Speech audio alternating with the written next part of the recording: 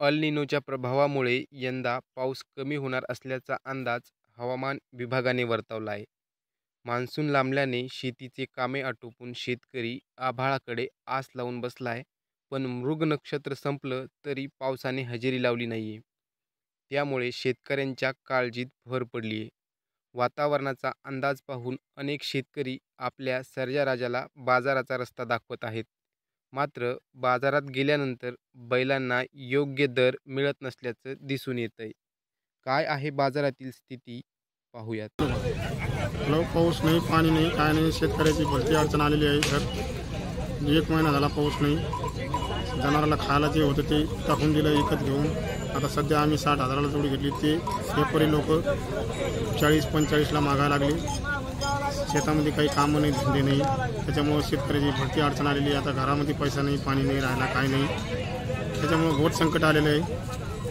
थोडं पहा आमच्या शेतकऱ्याकडे काय करायचं ते नियोजन करा. यंदा दुष्काळाचे सावट असल्याने आर्थिक निकड असलेले शेतकरी आपल्या लाडक्या सर्जाराजाला बाजाराचा रस्ता दाखवत आहेत.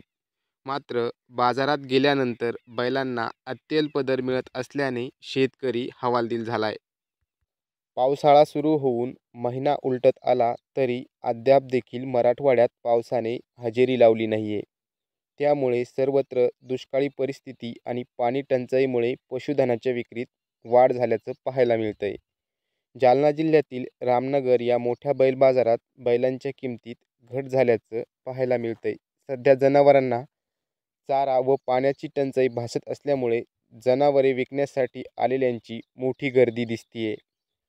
मात्र खरेदीदार मिळत नसल्याने जनावरांचे दर देखील घटले आहेत. याचा दुहेरी फटका शेतकऱ्यांना बसत आहे.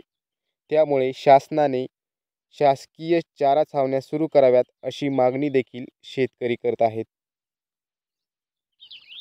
Narayan Kale, news 18 local, Jalna.